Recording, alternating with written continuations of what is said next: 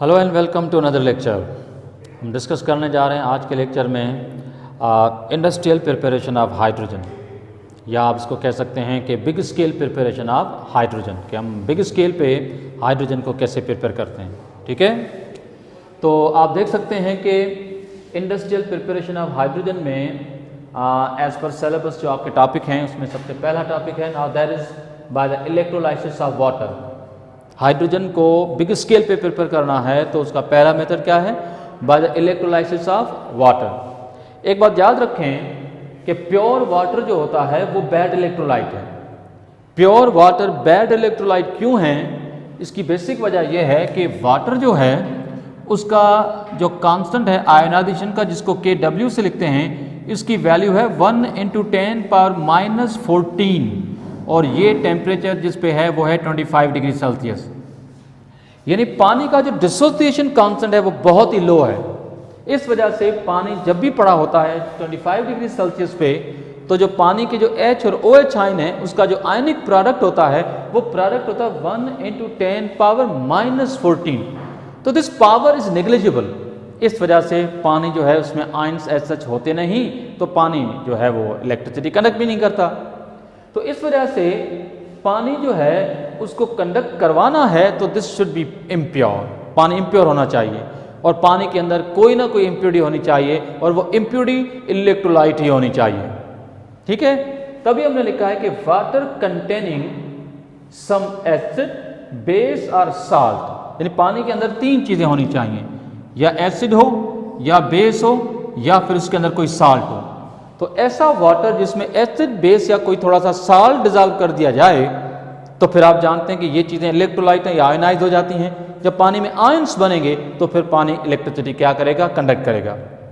ठीक है, तो एक बात ये क्लियर हो गई कि प्योर वाटर इलेक्ट्रोलाइट नहीं है, कंडक्शन नहीं करेगा। पानी को इम्प्योर होना चाहिए, कोई ना कोई इलेक्ट्रोलाइट पानी के अंदर डिजॉल्व होना चाहिए तो ही कंडक्शन होगी।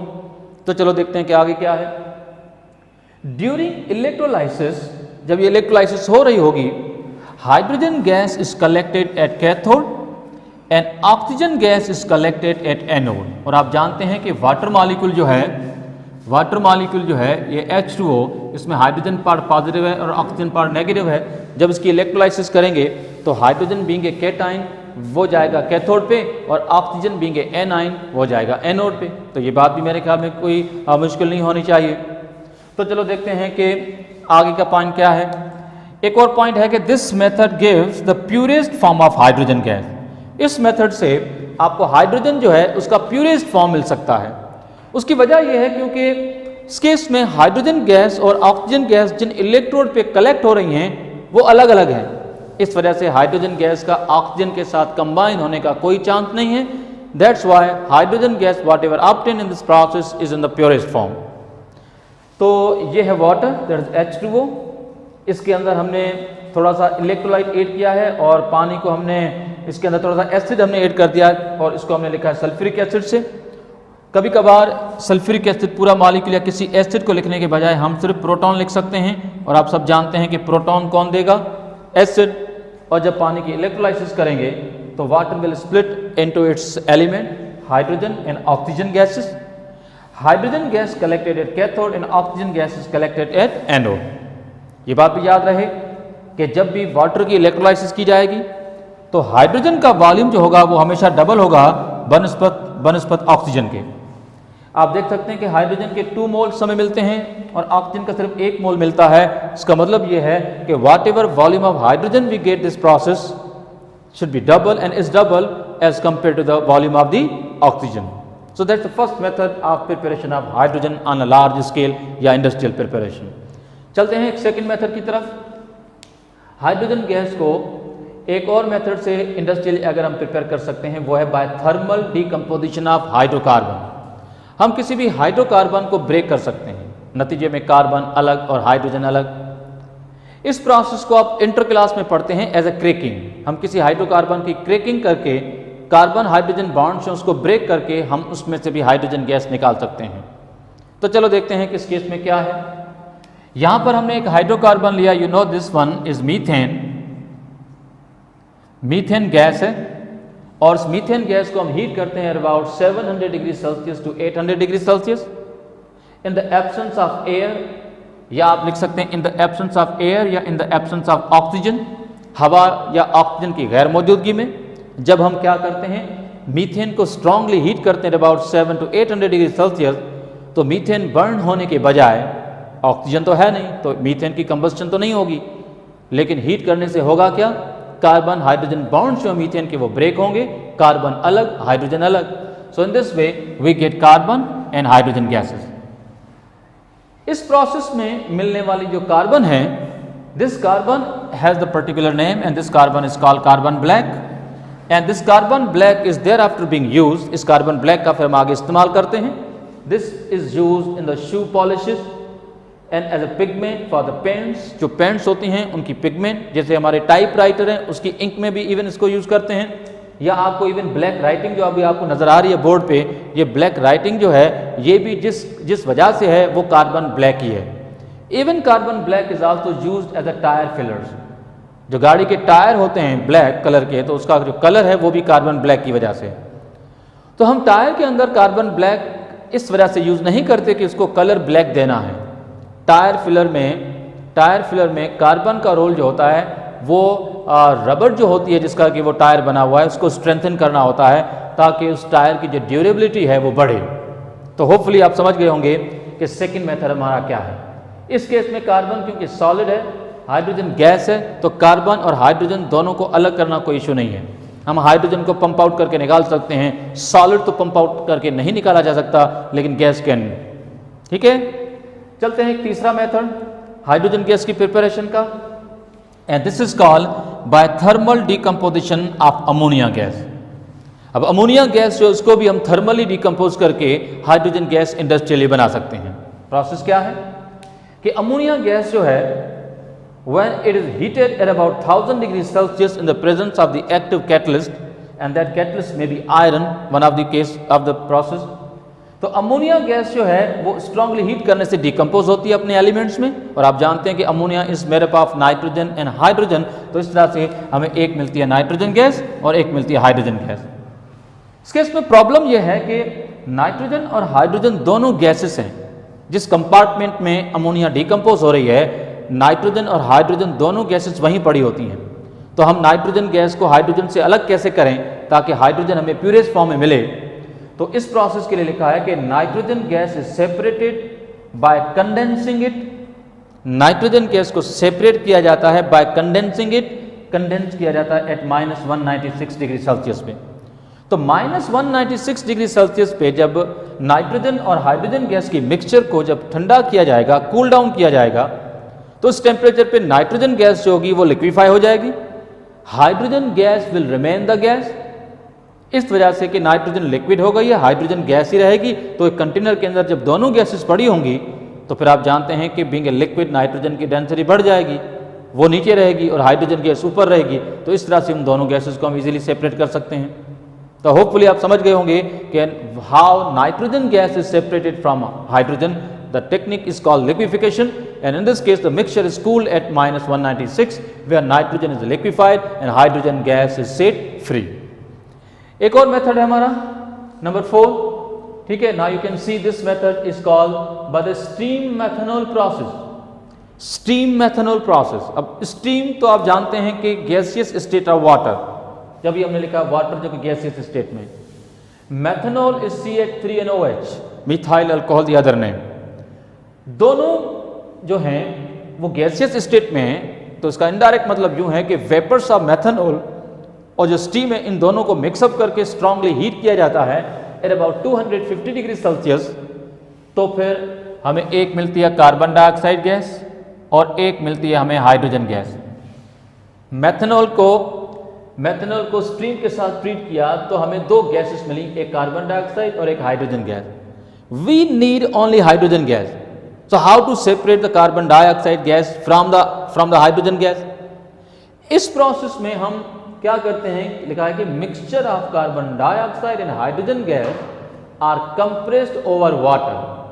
हम लोग क्या करते हैं कि कार्बन डाइऑक्साइड गैस और हाइड्रोजन की जो मिक्सचर है उसको पानी के ऊपर कलेक्ट करके उसको कंप्रेस करते हैं। उसको कंप्रेस करेंगे तो under high pressure carbon dioxide gas is going to dissolve into the water while hydrogen gas is not. Hydrogen gas dissolve नहीं होती, being a non polar hydrogen पानी में डिजॉल्व नहीं होती, लेकिन कार्बन डाइऑक्साइड गैस क्योंकि पोलर है वो पानी के अंदर डिजॉल्व हो जाती है और इस तरह से पानी कन्वर्ट हो जाता है कार्बोनेटेड वाटर में। जैसे कोल्ड ड्रिंक बनाते हैं तो वहां पर भी तो पानी के अंदर कार्बन डाइऑक्साइड गैस को डिजॉल्व करते हैं, तो कार्बन डाइऑक्साइड गैस को अंडर प्रेशर पानी के अंदर डिजॉल्व कर लिया जाता है और इस तरह से हाइड्रोजन गैस जो होती है वो फ्री स्टेट में हमें मिल जाती है। तो that's the way how carbon dioxide and hydrogen gas are separated. पांचवा मेथड हाइड्रोजन गैस की प्रिपरेशन का जो है, now this is called steam and hydrocarbon process. Steam hydrocarbon process, इसमें क्या करते हैं, इसमें एक हाइड्रोकार्बन हमने लिया है मीथेन जो कि बजात खुद गैस है, इसको हम ट्रीट करते हैं स्टीम के साथ। स्टीम जो है, now this is water, now what we call this one, water. This mixture is heated at about 900 degree Celsius in the presence of catalyst like nickel. This reaction gives us two gaseous product, one of this is the carbon monoxide and the other one is hydrogen। ये जो mixture है carbon monoxide gas और hydrogen gas की, इस mixture को हम कहते हैं वाटर गैस। इस मिक्सचर को हम क्या कहते हैं, वाटर गैस। मैं रिपीट कर रहा हूं वर्ड, कार्बन मोनोऑक्साइड और हाइड्रोजन गैस की मिक्सचर। अब आप जानते हैं कि मिक्सचर में जो भी गैसेस आपस में कंबाइन है वो किसी भी रेशो में कंबाइन हो सकती हैं। इस केस में कार्बन मोनोऑक्साइड का 1 मोल है, हाइड्रोजन के 3 मोल है, नो इशू, किसी के मोल क्या भी हो, मिक्सचर है, this mixture is called water gas. अभी हमें क्या करना है कि इस वाटर गैस में से हमें कार्बन मोनोऑक्साइड गैस को सेपरेट करना है। वो हम कैसे करेंगे आगे देखेंगे। एक और तरीका भी है, this is called action of steam on coal. So here we have a coal that is carbon जो कि प्री हीटेड होता है, जिसके बारे में आप यूं भी कह सकते हैं red hot Coke. Red hot Coke, red hot Coke जो है इसको स्टीम के कांटेक्ट में लाते हैं। मतलब अगर हमारे पास स्टीम जो है अगर उसको रेड हॉट कोक के ऊपर से पास किया जाए तो जैसे ही रेड हॉट कोक के ऊपर से स्टीम को पास किया जाएगा, the temperature at which this coal is being heated is about 1000 degree Celsius and this also result the two gases carbon monoxide and hydrogen gases, जिसके बारे में मैं पहले कह चुका कि इन दोनों गैसेस की जो मिक्सचर है इसको हम क्या बोलते हैं, वाटर गैस। तो हमारे 2 मेथड हैं, स्टीम हाइड्रोकार्बन प्रोसेस या एक्शन ऑफ स्टीम ऑन कोल, जिन दोनों मेथड से वाटर गैस बन रही है। अब हमारा काम यह है कि how to separate carbon monoxide gas from the water gas, कि वाटर गैस से कार्बन मोनोऑक्साइड गैस को सेपरेट कैसे किया जाए। तो सेपरेट कैसे किया जाए, तो उससे रिलेटेड मेरी पहली पॉइंट है, तो आप देख सकते हैं this technique is all about the separation of hydrogen gas from water gas, कि हाइड्रोजन गैस को वाटर गैस से सेपरेट कैसे किया जाए। इनको सेपरेट करने की 2 टेक्निक्स हैं, जिसमें पहला मेथड जो इसको हम कहते हैं बोस्ट प्रोसेस और दूसरा मेथड जो इसको कहते हैं लिक्विफिकेशन मेथड। बोस्ट प्रोसेस आपकी बुक में गिवन तो है लेकिन उसका नाम गिवन नहीं है, फेडरल की बुक पढ़ेंगे तो उसमें आपको इसका मतलब पता चल जाएगा। तो बोस्ट प्रोसेस जो है इसमें हम क्या करते हैं, तो आप देख सकते हैं कि this combination is called water gas, जो कि कार्बन मोनोऑक्साइड और हाइड्रोजन गैस की मिक्सचर है। इस वाटर गैस को एक बार फिर हम स्टीम के साथ टच मिलाते हैं। This mixture is heated at about 500 degree Celsius in the presence of catalysts like ferric oxide, not a ferrous oxide, or maybe you can use the cobalt oxide, ferrous oxide या cobalt oxide, इन दोनों में से कोई भी एक catalyst आप optional ले सकते हैं। तो इस मिक्सचर को जब स्टीम के साथ ट्रीट किया जाएगा under the given set of condition, then you get carbon dioxide and hydrogen gas. अब आप पहले ही पढ़ चुके हैं कि कार्बन डाइऑक्साइड गैस से होती है, इसको हाइड्रोजन गैस से सेपरेट कैसे किया जाए। This gas is separated by the liquefaction or by compressing in over the water. Yes, which one will be the right option? Yes, compressing this mixture over the water. जब हम hydrogen gas और carbon dioxide gas की जो mixture है इसको पानी के ऊपर हम कलेक्ट करके अंदर हाई प्रेशर इसको कंप्रेस करेंगे, नतीजे में कार्बन डाइऑक्साइड गैस पानी में डिजॉल्व हो जाएगी and hydrogen gas will set free, और हाइड्रोजन गैस क्या हो जाएगी, वो फ्री स्टेट में मिल जाएगी। तो यह है पहला मेथड कि वाटर गैस से कार्बन मोनोऑक्साइड गैस को अलग कैसे किया जाए। दूसरी टेक्निक जो है इसको कहते हैं लिक्विफिकेशन मेथड। लिक्विफिकेशन मेथड में हम क्या करते हैं कि वाटर गैस जो है ये, जो कि कार्बन मोनोऑक्साइड और हाइड्रोजन गैस की मिक्सचर है, इस मिक्सचर को ही हम कूल कर लेते हैं और इस मिक्सचर को कूल किया जाता है -200 डिग्री सेल्सियस पे। जब इस मिक्सचर को -200 डिग्री सेल्सियस पे कूल करते हैं तो नतीजे में क्या होता है कि कार्बन मोनोऑक्साइड गैस जो होती है वो लिक्विफाई हो जाती है।